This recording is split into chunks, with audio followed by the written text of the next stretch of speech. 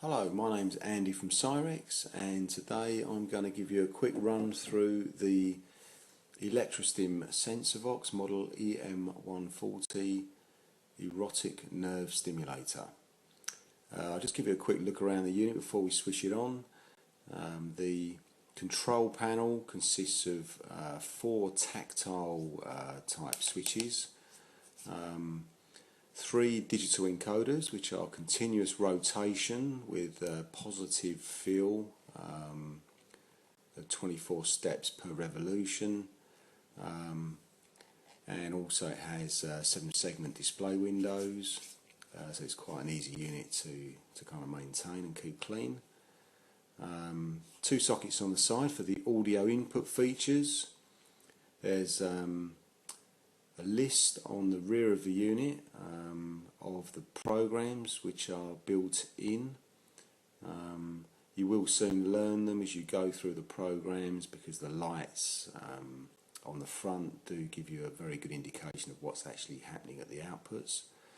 It also tells you what the audio features are, and also it identifies what the sockets are for on the side there, which is the mic in and the line in. There's a external power input on the other side, so the unit can be run from batteries or from external power, just a low voltage input.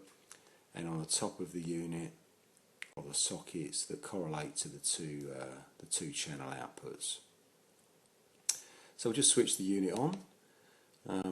The intensity levels always start at level 0. It's a built-in safety feature, so regardless of where the dials were left on the last use, it will always start at 0. And also the default program is P1. The reason the lights have gone out is because the unit has a battery conservation feature, such that when you are on battery, 15 seconds after the last adjustment, the displays will extinguish, just to save some battery power. You can override that feature by simply switch the unit off and hold the boost down while you switch it on, and that feature is now overridden. It just means the battery won't last quite as long. To adjust the outputs, very simple, just turn the dial. It's not a twitchy little knob at all like you do get on some units, which are just 3/4 turn, which would be literally there to there. This unit has got digital encoders, which give you a very positive feel to what's happening, and also you get 4 full rotations which take you all the way up to 99, although I very much doubt you'll get anywhere near that level, but it's there if you do want to have more power. Generally less than 20 would be typical. Obviously the other channel works in exactly the same way. So that's how you adjust the outputs, very simple. P1 is the default program, which is a constant stimulation output, just so you can get the feel for it. And on every program the modifier will adjust what is happening to the outputs in some way, depending on what it's actually doing at the time. On this particular program, it's just adjusting the frequency on both channels simultaneously. When you get to the end of the adjustment range, the modifier again is an encoder rather than a potentiometer with limited rotation. When it gets to the end of the dynamic range, the displays will flicker, just to let you know that there is no more change occurring. Same in the opposite direction. So if we go through the programs quickly, they all do something slightly different. For instance, program 3 sweeps between the 2 outputs. Incidentally, you can see that because we've changed program, the intensity levels have gone back to 0. This is a safety feature. Because all programs do things differently to the output, using different stimulation parameters, it's always wise to start at an intensity level 0, so that you can start from scratch every time. The modifier on this program changes the rate that it sweeps between the two outputs. This is very useful program, so you can fill the stimulation in two different areas, building up in one area as it fades away in the other area, and vice versa. And again, you can make it do either very slowly or very quickly. There is also a boost button.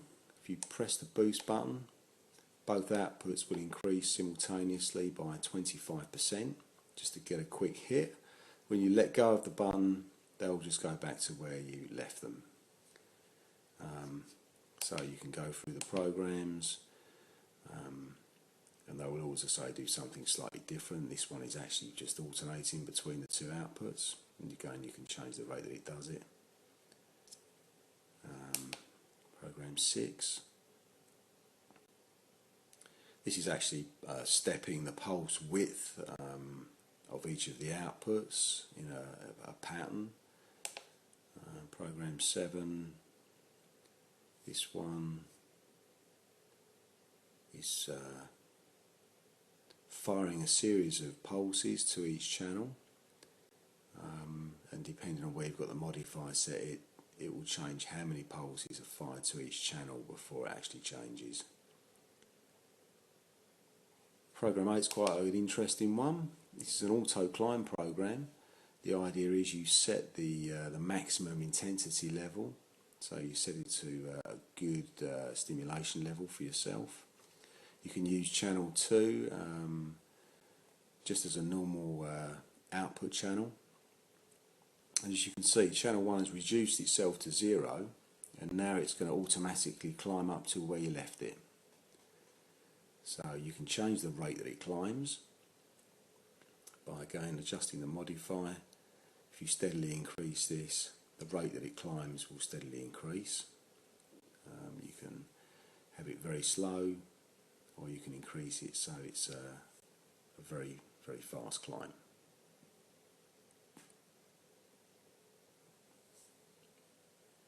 At any time you want to increase that intensity level, you can just adjust it, and automatically it'll override what it's doing.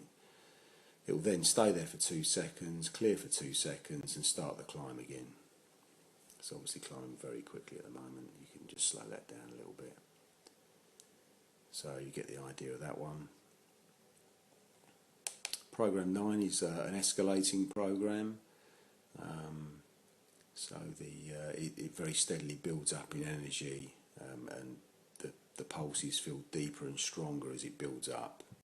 And if you have it on a slow setting, it can take several minutes to build up to the climax. So that's essentially a quick run through of how you use it. It's very intuitive to use. Just simply select the program, then select the intensity levels to suit, and you're pretty much set.